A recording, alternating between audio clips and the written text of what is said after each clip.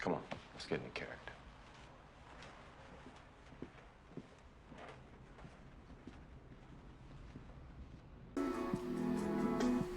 Hello and welcome to Cupcakes and Hot Takes, episode 11. Hi, welcome. Today we are reviewing Pulp Fiction. Oh, this is Cupcakes and Hot Takes with Maral and John. Hello. So, I will start with the synopsis. It's a little hard to come up with, but basically it's like a film that's been cut into 3 sections. Each involves a specific main character having to do with some kind of organized crime / seedy people. It's got non-linear storytelling, so it kind of jumps back and forth in time. But they're all kind of around the same central plot line, or a couple days. Would you say there's anything else to add? Not too much. Alright. And Sorry, I'm trying to find my notes. no, that's fine. I emailed it to you. Yeah, I realized you emailed it to the Cupcakes account. Intro. So this movie was released October 14th, 1994, the year I was born. So it is 27, about to be 28 years old now. It was directed by Quentin Tarantino. Runtime was about 2.5 hours. It's 2 hours and 34 minutes. Big actors are Uma Thurman, Samuel L. Jackson. I apologize. I'll be right back. Also, we've got Johnny Travolta, Bruce Willis is in here, and a few smaller roles, a few smaller actors too. The budget was around $8.5 million, and they made it well above that with... Fuck it, forget it. We're out of it.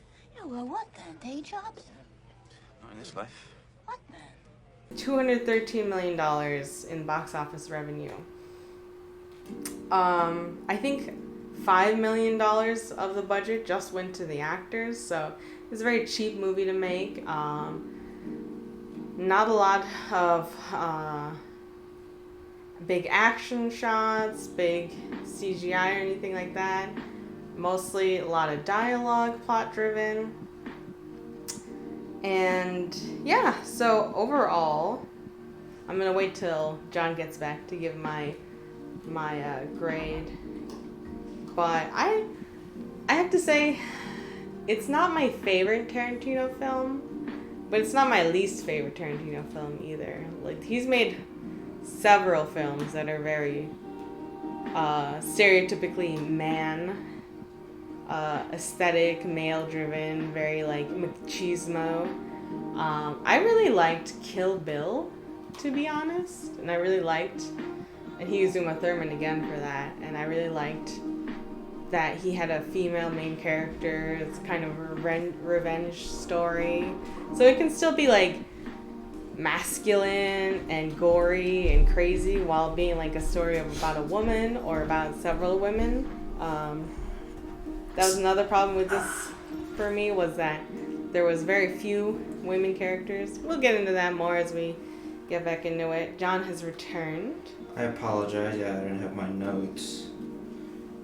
But And with that, I'm going to let John know my feelings and grades about it. You have to promise not to be offended. It's going to be a 7.8 cupcakes out of 10.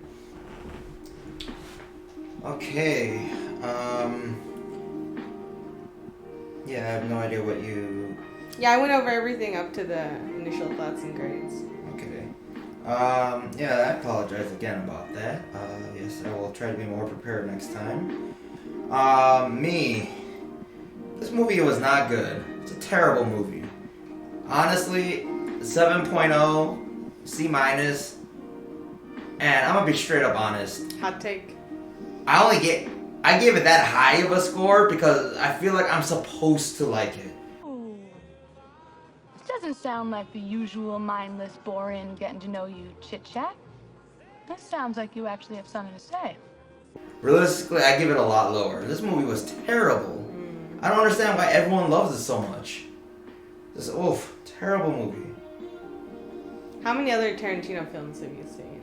Just curious. I've seen a few of them. Okay. I mean, they all kind of have the same feel. Yeah. That's what I was just talking about. It's very hyper masculine, very Tarantino-esque.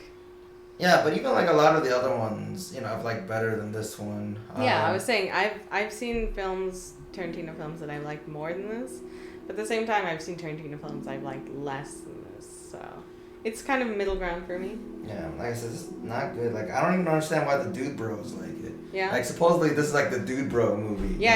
Every dude has a fight or It's like either Fight Club or Pulp Fiction poster in there. Like, I understand why people like Fight Club. I mean, you know, it's not one of my favorites, but I understand why people like it. This one was just terrible. Okay, we'll get into it. With that said, what does Rotten Tomatoes give it? Rotten Tomatoes gives this a 92%. Okay. So. I thought it would be higher, honestly, because so many people love this film. Yeah, well, what are you going to do with Rotten Tomatoes? Yeah. Alright, go ahead into the awards, if you will. I'm kind of going off, like, this movie isn't very good. It was nominated for 7 awards. It only won 1. And on top of that, you know, just personally, okay, you know, let's go into the awards, right? So it was nominated for Best Picture. It came out the same year as Forrest Gump and Shawshank Redemption. In fact, it came out the same weekend as Shawshank Redemption. Yeah. And like I said, for some reason, Pulp Fiction got a lot more notoriety that, you know, in the box office. Interesting. Yeah, Shawshank Redemption did terrible in the box office, if you don't remember. Oh, yeah, that's right. It did well once it was released to tape. Yeah. That's right. Let's see. Best Director, again, Forrest Gump won. Best Actor for John Travolta. You know, Tom Hanks won in Forrest Gump. Really, John Travolta was chosen as the lead actor? Yeah. I was surprised by that. That'd be Samuel L. Jackson. Me too. You know it. She knows it. Fucking Marcellus knew it. And Antoine should have fucking known better. But Samuel L. Jackson was nominated for Best Supporting Actor. He lost to Martin Landau and Ed Wood. Let's see, Best Supporting Actress, Uma Thurman was nominated. I thought Uma Thurman was fantastic. I mean, she did good, but, you know, it's whatever to me. Really? Okay. I mean, I think it was just more her character. Yeah. And so she lived up to the character and she did well in that I have aspect. things to say about that too, but later. Yeah. And she lost to Diane Wiest in Bullets Over Broadway. Then it was also nominated for Best Film Editing, which lost to Forrest Gump again.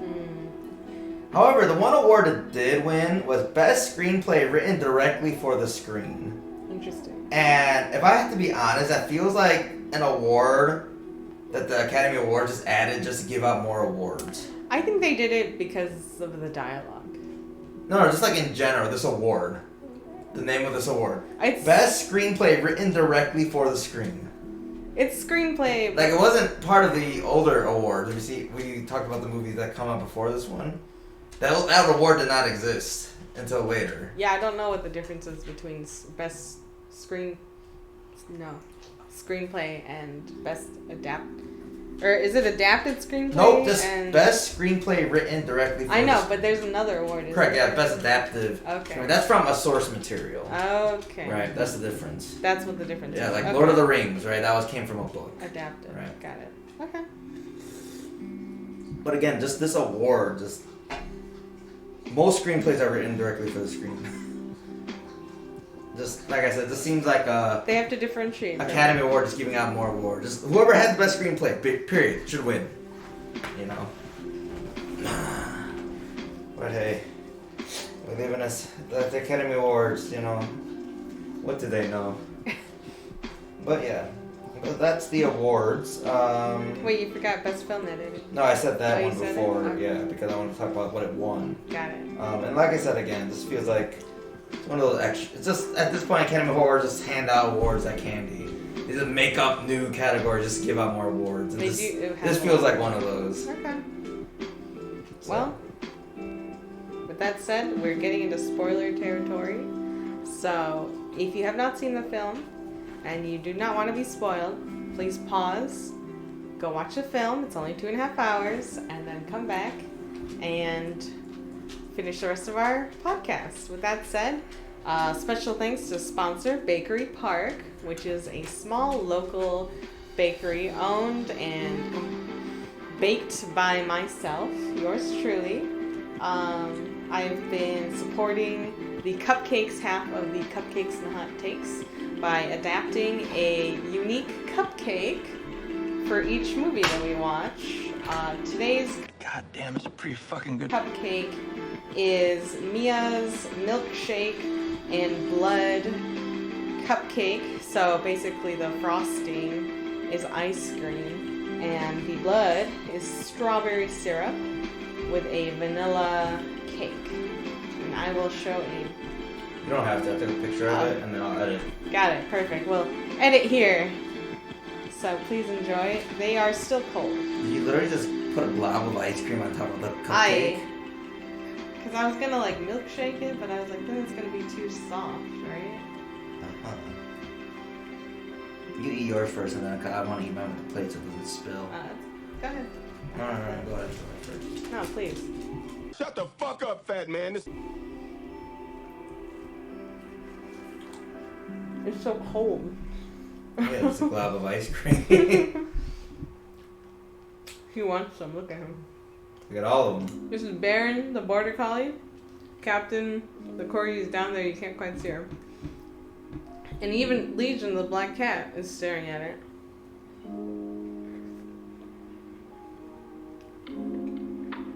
So how is it? It's very cold.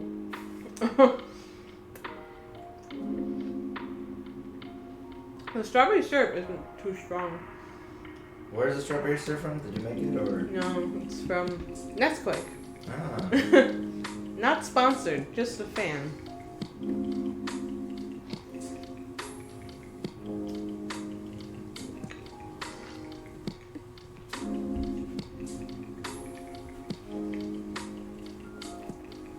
Well, just so we're not just having dead air while you consume it, I'm gonna just go ahead and start talking about the movie.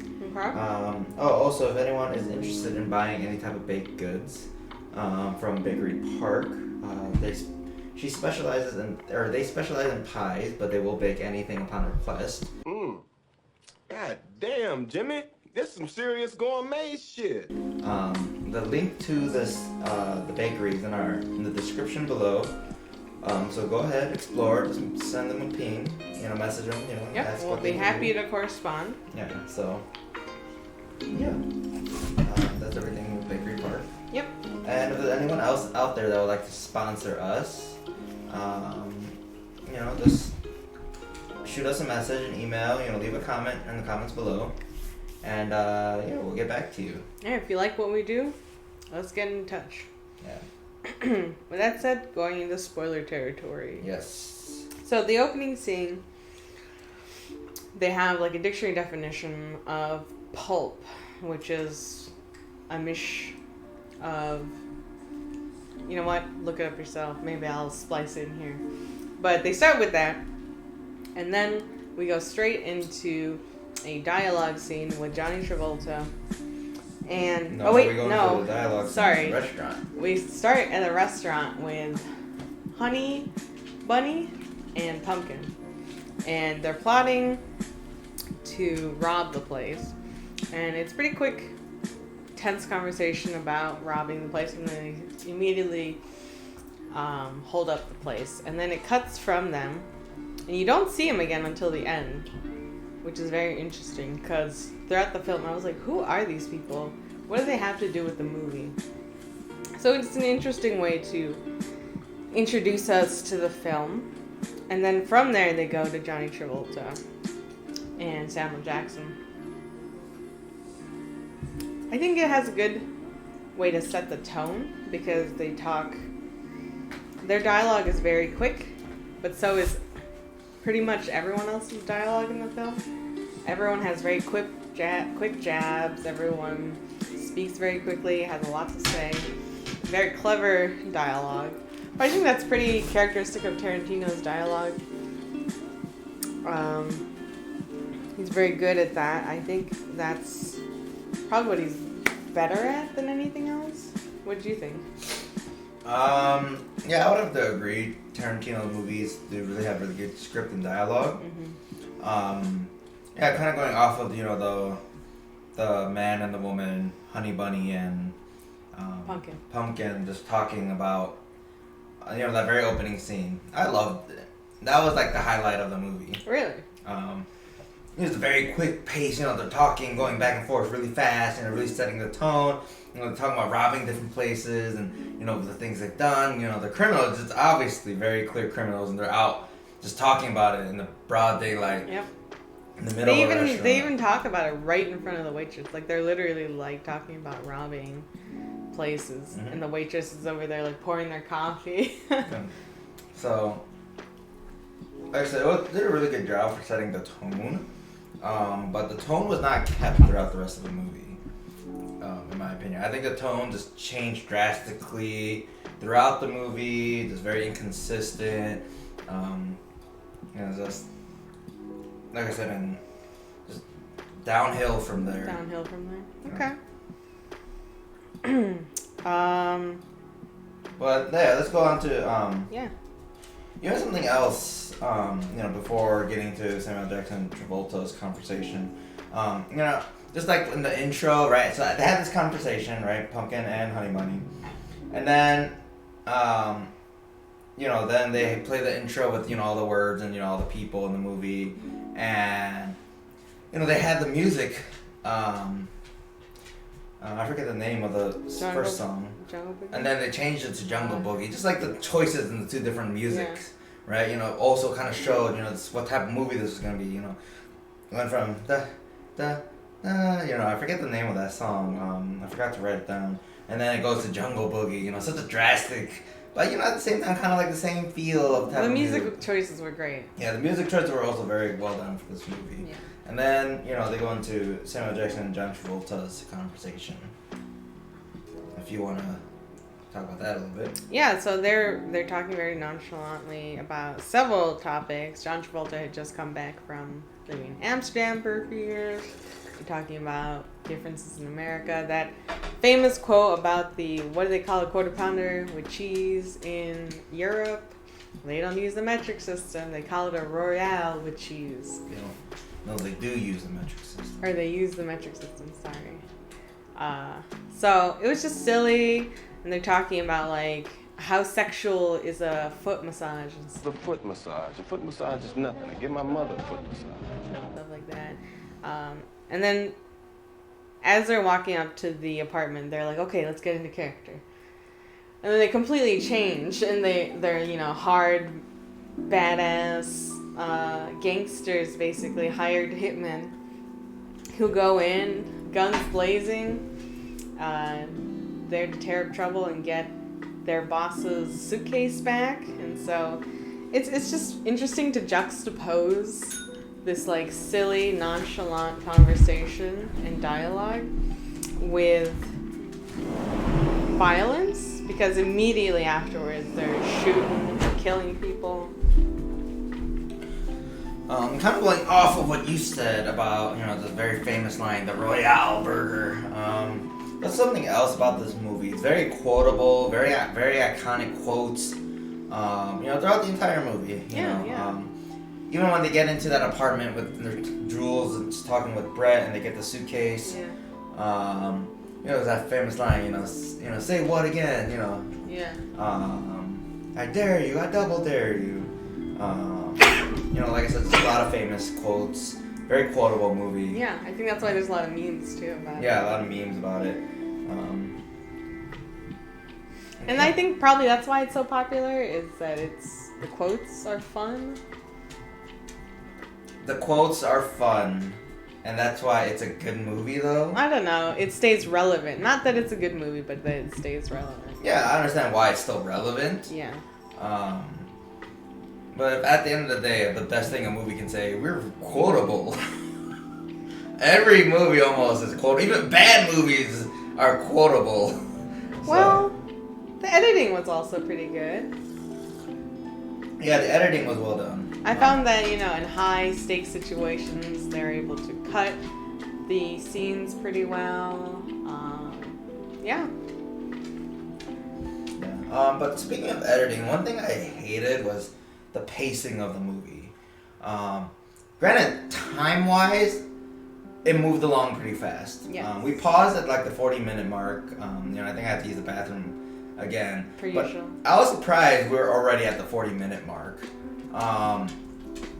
In the sense that this movie felt super slow, super sluggish. Like, I was getting exhausted watching this movie because of how slow everything. Despite the fact that there was a lot of things happening, it just felt so sluggish to me. Like, I was just like, oh my god, like, let's get it on. Let's Did you keep feel it like moving. there was a lot of unnecessary scenes, dialogue, things Yes, happening? that's another thing. Like, the dialogue was great, but there was just so much of it. There was a lot. It was constant. It was always going. On top of that, a lot of the dialogue was just useless. When like they're at the restaurant, or Johnny Travolta is talking with Uma Thurman, right? Yeah. And he's talking about the fact that his car got keyed, or maybe he was talking to Jules. I forget who he was talking to. But I'm just sitting there like, who cares? What does this have to do with anything? And there was a lot of those moments. That was one of my problems with it as well, is that like a lot of the dialogue that the women characters have are all pointless. Like, they're very interesting characters that these women are written, but they don't serve any purpose. None of the characters. They're all kind of like there to advance the male character stories. Like, for example, Butch, the boxer, his wife, girlfriend, whoever, his love interest, has a whole long dialogue about how she wants a fat belly. And it was just completely pointless. But it's like, oh, she's quirky, she's funny, she's interesting, she's different. But she doesn't serve any purpose in the film either. Her purpose was she left the watch. It's it's weak. Yeah, I agree. Just like I said, again, this is just a lot of things. Like, they try to be funny, but it's not funny. It's just stupid. And then also, I don't like that everyone kind of talks the same. You know what I mean? Everyone is smart and quippy and funny and interesting and has like a similar speech pattern. And it's like, that's not realistic in any way. Like, some people speak differently, Speaking of, speaking differently, I love the fact that the Colombian taxi driver was not Colombian whatsoever. So, has Maral the low boss? Is that Mexican? Your name is Spanish, but I am Colombian. Some halo you got there, honey. Thank you. I know multiple people fresh from Colombia that had just moved, and they sound nothing like that. Yeah. John and I both like watched that scene, and we looked at each other and we're like, that is not a Colombian accent. It's vague ethnic accent with like rolling R's, so I guess you could sort of say it's Latino, Hispanic. Yeah, it was pitiful. You think they would have done some research or just get a Colombian actor. Yeah, actress. just something. Oh, that was terrible. But yeah, I agree. There was a lot of like up and down with the plot. I want to say that it was for a reason. You know what I mean? I want to say that the slow parts were low because the reality of being a hitman gangster type of person is like there are lulls and highs, but it could have been done much better. Yeah. Because it's kind of I feel like a lot of the film is shown to represent how the reality of being a gangster, maybe, So anyway, moving on. I want to talk about the Bechdel test. So, similar to what I was saying about how women are there, but they're kind of ornamental. They're meant to help the men move forward in their plots, but they don't necessarily do anything themselves. This film, initially when I watched it, I thought, no, it doesn't pass the Bechdel test. But then I looked just to make sure. And technically, it barely passes. Do you remember Trudy? I don't even know who these characters are that you wrote down. See, that's what I mean. So Trudy and Jody, one of them is the girlfriend of the drug dealer. And the other one is her friend that are there when Mia Wallace ODs. And you remember they're talking about their piercings? 5 in each ear. 1 to the nipple of my left breast. 2 in my right nostril, 1 in my left eyebrow. 1 in my belly, 1 in my lip, 1 in my clit. And I wear a stud in my tongue. She has like piercings on her clit. My clit. And stuff. Honestly, I don't even think they were talking to each other though. They were talking to no, they were talking to each other and John Travolta was there. Oh, sorry, this isn't when she ODs. This is No, yeah, okay, so I understand that. So my question is, we're up to she was talking to John Travolta when she was talking about her piercing specifically. No. John Travolta's like, oh my goodness, I could never. Yeah, no, they were talking together. On top of that, were both of the characters given names set in the movie? Or did you just look it up? Because almost every character, if you just look up a movie, yes, has names. No, they do have names because the drug dealer calls her name when he's looking for the so he calls one of them. What about the other one? And she says her friend's name in the dialogue. So yeah, like I said, in first watch, like you can barely. And keep in mind, this dialogue that they have about their piercings is like a 20-second dialogue. She's just talking about how she's got a bunch of piercings everywhere, including her clit. So it's, like I said, barely passes. I guess technically it passes, but it's weak. And I think that's something that Quentin Tarantino overall has had trouble with in the past, is making good female characters that aren't just eye candy. I think he's gotten a lot better, like I said, with Kill Bill and other movies, but this is one of those films where, you know, feminism is put to the side. But yeah, you know what? Let's continue to talk about some of the more negatives about this movie. Just kind of going back to the beginning, when Samuel L. Jackson is talking with Brett in the apartment, and they're trying to build tension. Wow, that took way too long. Yeah, considering he's got a gun.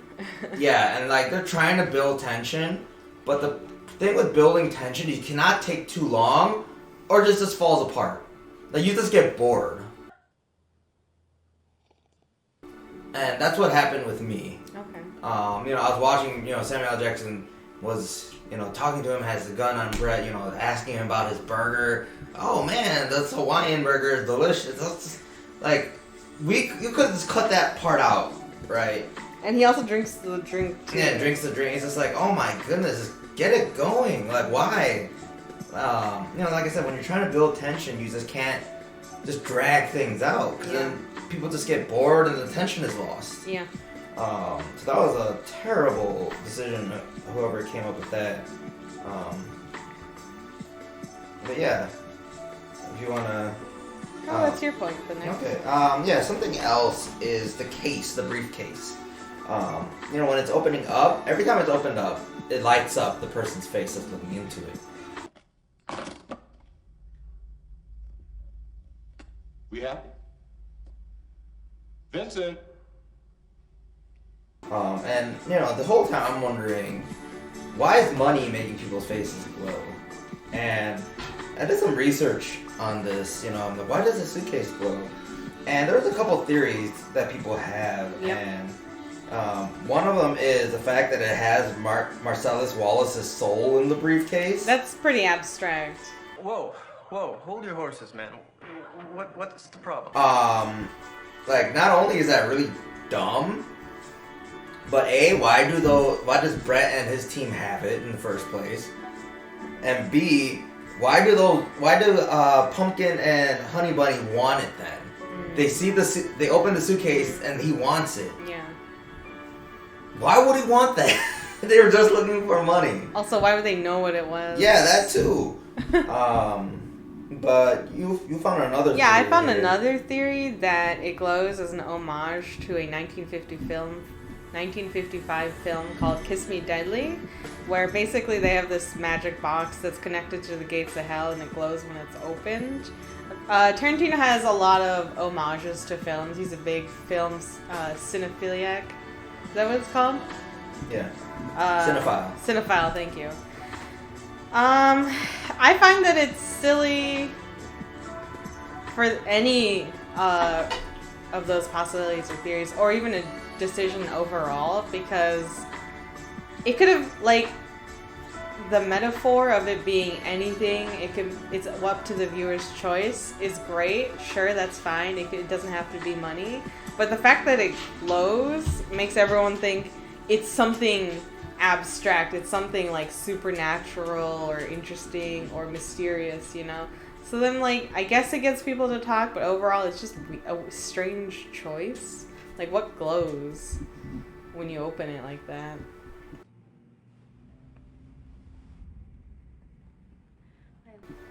So it's just weird. It's a weird choice. I don't know. I'm willing to go so far as to say it was a bad choice. Okay. Like I said, it makes people wonder, you know, and, you know, people are curious and look into it, and, you know, if you don't have a solid reason... Yeah, Tarantino's reason is basically, it's whatever you interpret it to be. And it just means, oh, so you didn't think about it. Let's just forget it. That's an impossibility. Trying to forget anything as intriguing as this would be an exercise in futility. Yeah. You know, just terrible playing. Yeah, it's a strange choice. And another negative in the film, when Butch is driving off after the boxing match where... So basically, Marcellus Wallace, the gangster mob boss, gives Butch a bunch of money to throw the fight and lose in the 5th round. Butch instead wins the fight and also happens to kill his opponent, whatever. He's trying to get away because he knows Marcellus Wallace is going to come kill him afterwards. And the Colombian woman is his getaway ride in the taxi. And as they're driving off, you know how they use CGI in fake cars to make it look like they're passing? It is like this awful CGI that's actually so bad. It was distractingly bad, and it almost was like from like the 1950 films, like it was that old school, like, and ridiculous. Oh, you weirdo. No. He is a subject I have not interest in. So it was really a strange choice that he did that, considering he had an $8 million budget, and he knew he was already an established filmmaker at this point, so he could have easily done something better.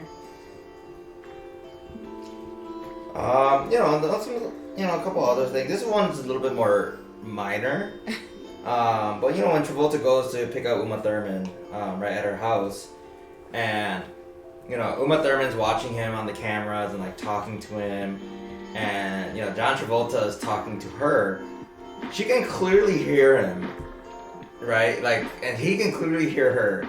Why did he have to go to the intercom to talk to her?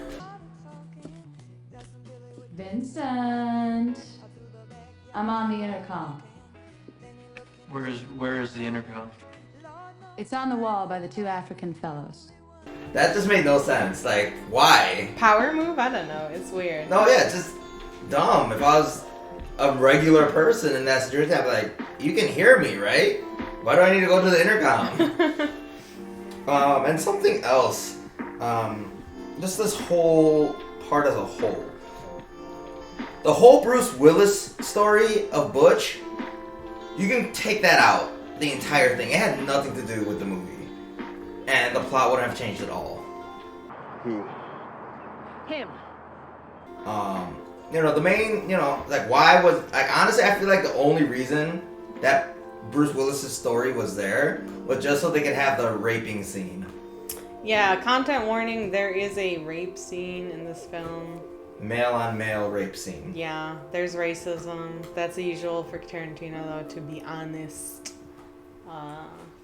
So, yeah, I hate it when they use male rape as a comedic effect. Like, it's not funny just because it's happening to a guy. So, and it definitely felt like it was like comedic slapstick comedy because there's like a gimp Bring out the gimp. The whole situation is super surreal and weird. Also, Marcellus Wallace is this huge, buff, scary guy who's like a mob boss, and he gets emasculated by being raped, you know? Like, it's just, I don't know. I don't like it. Okay. Nah, man. I'm pretty fucking far from okay. Yeah, and you know, like I said, it's like that's the only reason I feel like they added Bruce Willis's scene, like story. I will say though, as much as I just said that I hate male rape scenes, I will say that there is some interesting dialogue foreshadowing when Samuel L. Jackson is at Brett's apartment, and he says, "Does Marcellus Wallace look like a bitch?" And Brett's like, "No." And content warning, I'm gonna swear here. And Samuel L. Jackson is like, "Then why are you trying to fuck him like a bitch?" Does he look like a bitch? And then in that part of the film, Marcellus Wallace literally gets raped.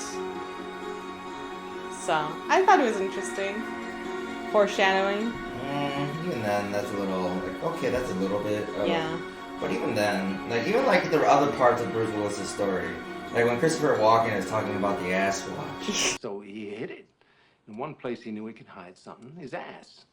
5 long years he wore this watch up his ass. Right? Why? I thought that was funny. I thought it was stupid. I laughed. Give me the watch. I hid this uncomfortable hunk of metal up my ass 2 years. Like the whole movie just constantly trying to be funny. Yeah. And it's just annoying. Like, I guess a lot of people like that, like really low, like, you know, slapstick humor. Low-hanging fruit. That low-hanging fruit. But even if you, like, I can enjoy low-hanging fruit, right? Okay. But when it's just constantly low-hanging fruit throughout the entire movie, this gets annoying and boring. I honestly think the ass watch was only funny because Christopher Walken did it. Something about his delivery and his, like, straight face while he was doing it was just funny to me. Yeah, and, you know, I agree, Christopher Walken made it funnier. Yeah. But, you know, that just goes to show the fact that how unfunny it was. Like, if any other person, you know, tried to, you know, if that was any other person, it just wouldn't have been nearly as funny. I agree. And, you know, that is a big tell about whether or not something is actually funny or not.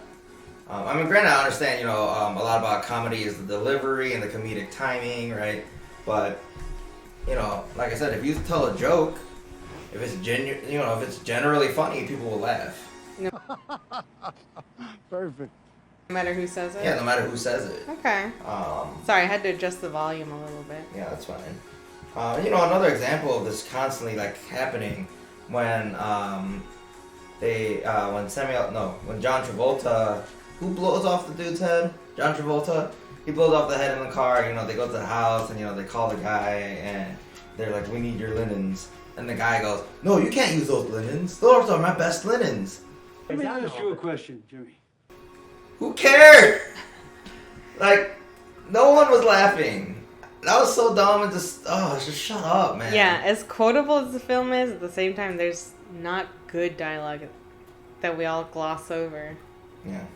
And one last part about, I know that had nothing to do with Bruce Willis, that best linens part, but one last part about Bruce Willis that just didn't make sense to me. Who plays Butch? Who plays Butch? You know, well, first of all, he does, no way in hell does he look like a heavyweight fighter, right? Yeah. You know, heavyweight fighters like Mike Tyson, you know, big guys, you know, Rocky from Rocky movies, and Bruce Willis was in shape, but he was not in heavyweight shape. Yeah, he was. No way was he in heavyweight shape. But that whole fight, like, I just didn't understand why the fight turned out the way it was. He was getting paid extra to throw the fight, right? And it's not really explained, and it's really confusing. It's you ask, why didn't he throw the fight? Was it an accident when he killed him? Right? He killed the dude in the ring, right? Clearly he wasn't, you know. Well, I don't think he meant to kill him. Yeah, I don't think he meant to kill him, but he meant to win. If you're gonna hit someone so hard to kill him. It's because he had his girlfriend go bet for him, on him. So then, you know, going back to that, I was like, if he was planning on betraying Marcellus the whole time, why bother even making the deal with Marcellus? Because he was getting money from each side, from both pots. If you're gonna win and become the heavyweight champion of the world, you're gonna get a lot more money than Marcellus could ever give you. Like, again, see, so none of this makes sense, right? Like, how much money could have Marcellus really given him, right? That it was worth, like, throwing the fight versus, you know, winning and being hunted down by Marcellus. Like, I'm confused. It just makes no sense. I mean, was it the world champs or was it just a small? Well, I'm pretty sure it was a world champ. I mean, I don't know. I'd have to double check. Katya, the Russian Blue has graced us with her presence. Like I said, that's just the whole fight just didn't make sense. Yeah. I see what you mean. But yeah, you know, so there were a lot of the negatives about the movie. Yeah. You know, just kind of going back to the, you know, like, I don't understand why this is good, right? You know, people, you know, say, oh, you know, it's the first one of its kind. First one right? of what's kind? Like this type of movie with Tarantino's linear storytelling. Yeah, non-linear, and like just trying to be like the Quentin Tarantino type movies, right? Like, this is the first, right?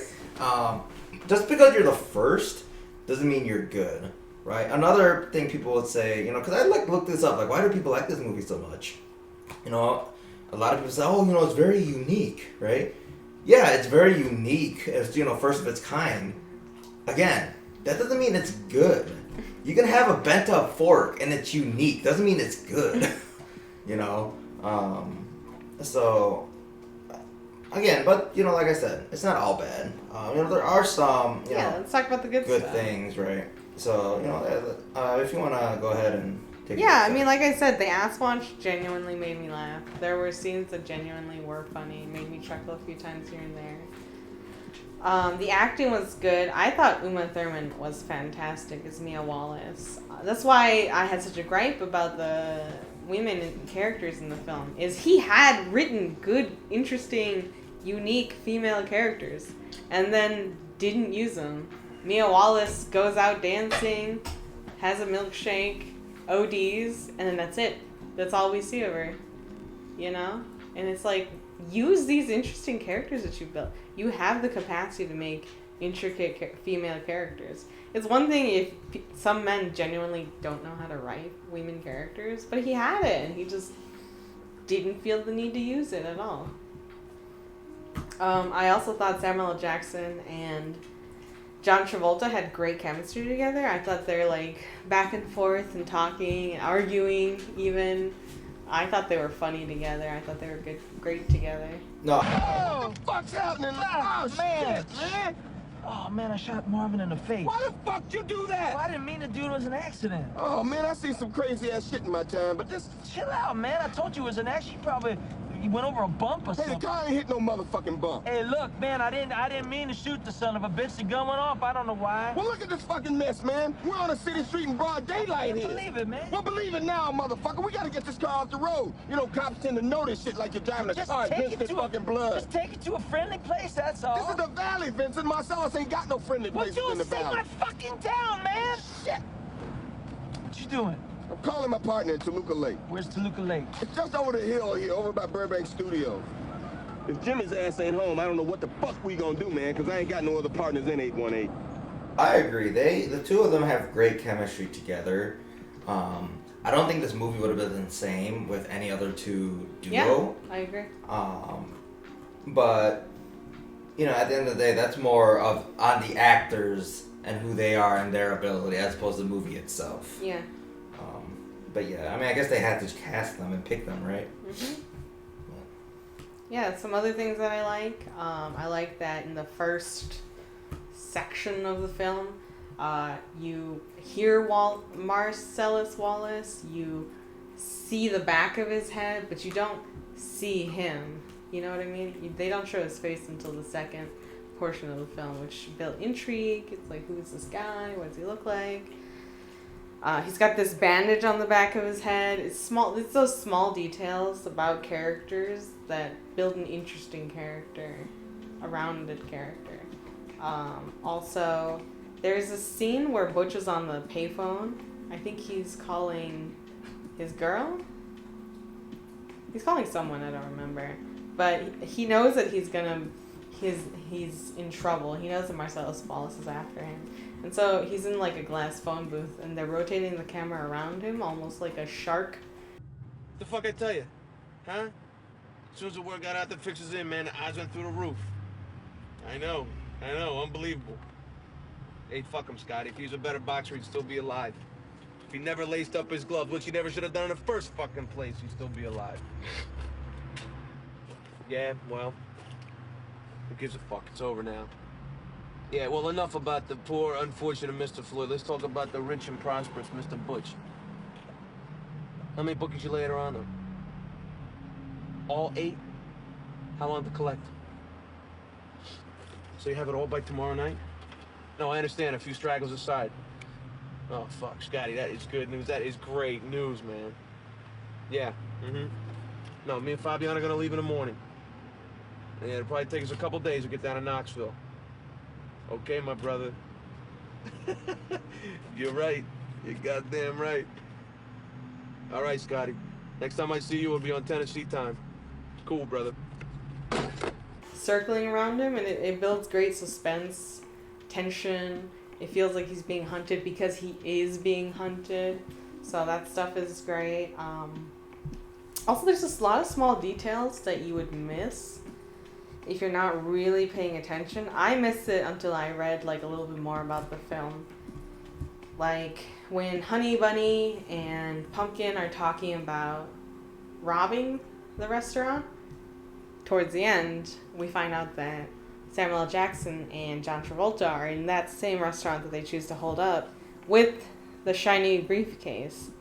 And when they're dialoguing in the very opening scene, you see a guy walking towards the bathroom, and that's John Travolta, because he was there the whole time. He just didn't know about his character yet. There's other things, small scenes that are foreshadowing. I'm trying to think right now.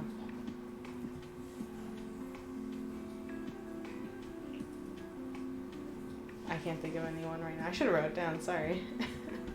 But yeah, I thought there's a lot of good details, small details that come back. Oh, that's what it was. When John Travolta goes to buy the heroin from the drug dealer, the guy's like, I don't have any balloons. Can I put it in a plastic baggie? Which normally you would put cocaine or weed in. And John Travolta was like, that's fine. And he was like warning him, this is really strong stuff. This is really strong stuff. Mia, when she goes through his coat and finds the bag of heroin, she thinks it's cocaine because normally cocaine is bagged like that. And so she snorts it and ODs. I thought, like, you know, those small details come back and, you know, cause detrimental effects or, you know, affect the story in a way, which I thought was interesting. They're not just small details that are just thrown in there for the sake of being thrown in there. I don't really have much else about positives. Do you? Yeah, I mean, honestly, you added all these positives. I didn't have many positives to say. Fair. Like I said, I thought this movie was not good. Like I said, the dialogue was good. Just, you can't have too much of a good thing. Oh, one more thing I liked. I liked that they killed John Travolta. Very, like that. You know what I mean? Like, just... He just dies, and there's not a lot of leading up to it. Yeah. He dies, and it's done, you know? Yeah, and that's kind of... Doesn't have, like, some message he needs to give. Right. It's not like a prolonged death. He's just dead. Boom. Done. With an Uzi, I think. Yeah. And, I think that's super indicative of, like, a life of crime, you know? You never know when you're gonna get got, and when you're done, that's it. End of story. You're dead, you know? So I like that unceremonious death. And I think it's fascinating that's done in the middle of the film. And then the rest of the film is a flashback to when John Travolta was still alive. Yeah. That's kind of like the whole plot of the film, I think, is that actions have consequences, and also that the life of crime has its ups and downs, I think. Highs and lows, lulls, and all that. Alright, you want to go into some trivia? Yeah, let's go into some trivia here. Fun fact, the word fuck is used 265 times in this movie. Fucking motherfucker. Fucking go. fucking shotguns. Fuck you. Fucking house. Fuck motherfucking fuck you. You know Fuck them Marcel. Fucking fucked up. English, motherfucker. Fucking like fuck. Motherfucker. Fucking with. Fuck. Fucking idiot. Fuck is this fuck me. Fucking asshole. I'm a big fucking OD. Fucking joking with. Fuck that. He's fucking done. Fucking bull. Fucking problem, man. You fucked her up. You fucking mine. Fucking her. Fuck that bitch. Fuck that bitch. Fucking grease spot. Fuck you! Fuck you! Get the fuck you need. Fucking stop. Fucking fuck out of me. Fucking around. Fucking black man. Fucking stop. Fucking joke. Fucking trippy. Motherfucker. The fuck I tell fucking place. Fuck. Oh fuck. Fuckhead. Yes, the fucking look. What the fuck is it? Fucking what the fuck does that mean? Fuck, motherfucker! Fuck about the fucking thing she can fucking motherfucker! What the fuck are you up to? Come here, motherfucker! I'm fucking with you! They're motherfucking! Fucking. Fuck the bag. Fucking take. Better tell him to shut the fuck up. Ah, you motherfucker! Wow, fuck. Fucking motherfucking book. Don't fucking mirror! Fucking Fucking old. Fuck does that? Fuck you fucking freak! Fuck you! Motherfucking. This fucking man. Motherfucking blood. Say my fucking... What the fuck is fucking shit? Fucking jealous. Fuck you! Fucking no fucking shit! Fucking get the fuck out! Fuck my shit! Fuck my shit up! Fucking shit. Motherfucker. Fuck out of fuckers to fucking do. Clean the fucking car. Fuck the fuck out. The motherfucker. Fucking race, fucking red. Motherfucker. What the fuck? Do the motherfucking fucking switch. Fucking cold. Get him up there. Motherfucker. Fucking fast. Fucking English. Fucking with motherfucker. Fucking big. Fucking car. Fuck. Fucking talk to me then. Fucking pricks, move! Motherfucker!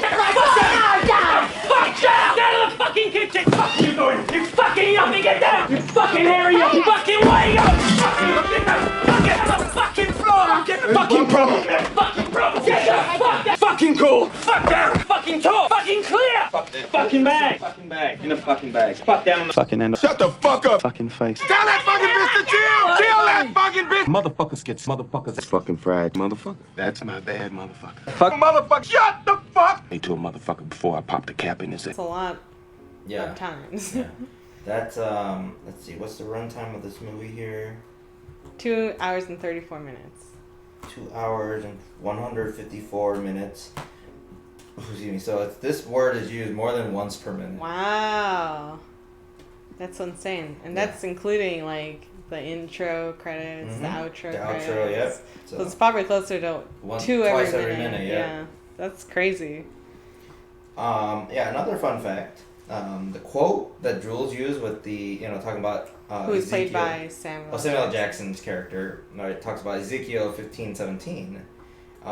In Captain America: The Winter Soldier, when Samuel Jackson's character Nick Fury stands by the headstone at his own grave, the marker reads "The Path of the Righteous Man," Ezekiel 25:17, as an homage to Pulp Fiction. I appreciate that.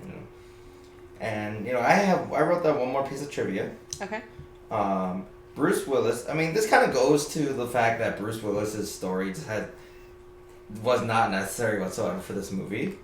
Bruce Willis only worked on the film for 18 days. I think you're gonna find when all this shit is over and done. I think you're gonna find yourself one smiling motherfucker. Wow. That's all they needed him for. 18 days. Yeah, that makes sense. Yeah. Fun fact. You know how John Travolta is complaining about someone keying his car? Mm-hmm. That was Butch. Yeah. All right. So yeah, it's a super minute detail. So with that said, let's go into the quotes. I really like Mia, so if you don't mind. Mia is talking in the diner, and she goes, "That's when you found somebody special, when you can just shut the fuck up for a minute and comfortably enjoy the silence." Yes. And a couple of these, again, they're very iconic quotes. This movie, there's a whole bunch of them, but we just wrote down some of our favorites. I'll be Brett. Okay. He's black. Go on. He's bald. Does he look like a bitch? What? Does he look like a bitch? No. Then why are you trying to fuck him like a bitch, Brett? I didn't. Yes, you did. Yes, you did, Brett. You tried to fuck him. No. But Marcellus Wallace doesn't like to be fucked by anybody except Mrs. Wallace. And then later, in the same conversation, Samuel Jackson says, "Say what again? Say what again? I dare you. I double dare you, motherfucker. Say what one more goddamn time." And then this last one is really long. It's towards the end of the movie. Is this a direct quote from the Bible, by the way? You know what? Or is it like his version? I'd have to double check. Okay, we'll have a blurb here later. Yeah. But, yeah, this is really long. You got it. I'm not going to say the whole thing. Okay. Samuel Jackson, has Honey Bunny at gunpoint. And he brings up the passage again, right? Ezekiel 25:17. Earlier with Brett, he uses it and, in essence, he uses it as like a death sentence. Yep. And, kills, a bunch of people. But then he has a change of heart. Yeah, later on in the movie, he brings up the same passage and he has a change of heart. And he talks about how, maybe he is not, or he is the righteous man. Or the shepherd, right? And, he's not supposed to kill. And, he's really trying to, change his life now that he's kind of wants to give up this life of crime. Or, being a gangster. So, but yeah. And at the end of the quote, "But I'm trying, Ringo. I'm trying real hard to be the shepherd." Yep. Yeah. I like that change of heart, because ultimately, when Samuel Jackson has changed his heart, he stops working in the field of crime, and John Travolta continues, and he gets glocked by an Uzi. And realistically, that could have been Samuel L. Jackson that gets killed. So, yeah. I think that's all we have to say about Pulp Fiction. That's all I've had also to say about Pulp Fiction. I think we should be leaving now. Yeah, that's probably a good idea.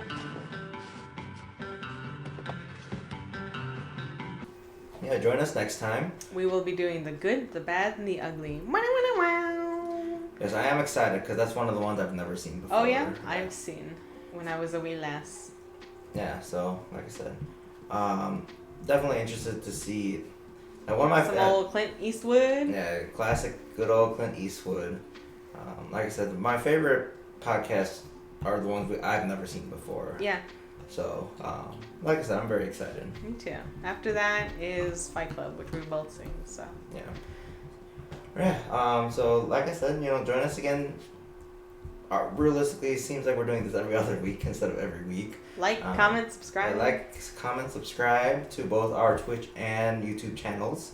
And that's everything we've had. This has been Cupcakes and Hot Takes with Maral and John. She's Maral. And that's John. Have a good night. Good night. Bye. Bye.